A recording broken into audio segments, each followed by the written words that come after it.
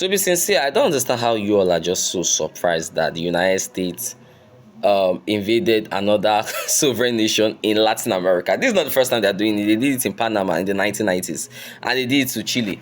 So now the question is, why did they arrest Nicolas Maduro? Now let me explain one thing to you, is that the US government doesn't allow any form of external power to have a bit of influence in the American sphere, and that is their own sphere of influence, and they will not allow any other nation should come and start tasting it, not talk more of sharing it with the US. Now let me give you the background behind the arrest of Nicolas Maduro.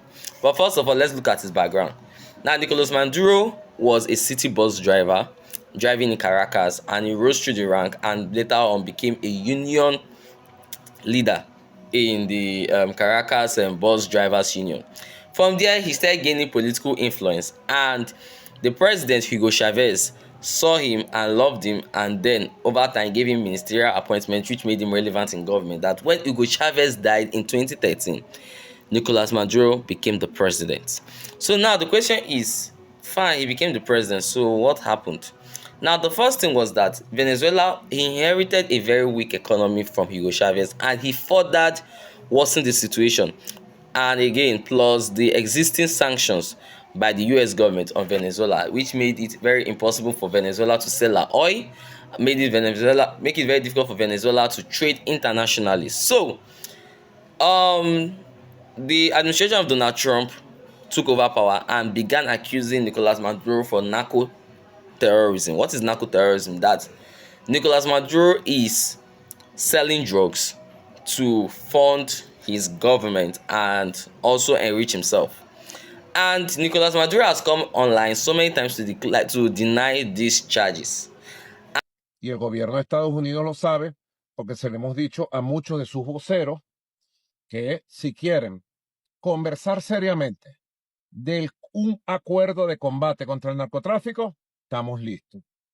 And he has tried all his best to actually resolve issues. But also, let me also tell you the main reason is that Venezuela sits on a load of crude oil, and also US government was part of a major reason why that crude oil was discovered, and a lot of US companies have invested millions of dollars in Venezuela.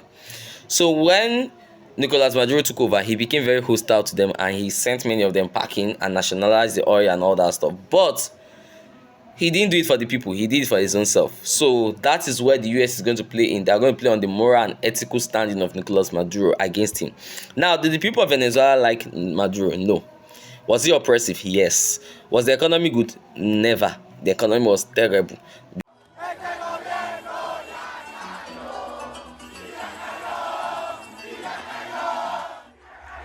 Because during his regime, over 700,000 Venezuelans ran away to the United States for greener pasture. So what am I trying to say here is that Nicolas Maduro was a dictator, quite alright, yes. Actually, he was a democratic dictator. He pissed off the United States, and the United States did what they know how to do best. They removed him from power and arrested him and took him to the US for what they're calling it, to charge him for narco terrorism. Now, I know many of you are coming online and be saying, but Venezuela is a sovereign nation. What about international law, the UN? Now, let me tell you something. The international system is anarchical in nature, one. Two, international law only applies to the small boys like Nigeria. And lastly, the United States are the enforcer of the international law. So if the person enforcing international law is breaking it, who wants to go and enforce it? Is it Nigeria? Is it leave all those condemned that are there condemned? The only thing that most of the world leaders can do is we condemn. No more than that. They cannot do shishi. They cannot do anything. So let's see way forward for Venezuela. Hope you find this video educative and helpful. So don't forget to like and subscribe. Thank you.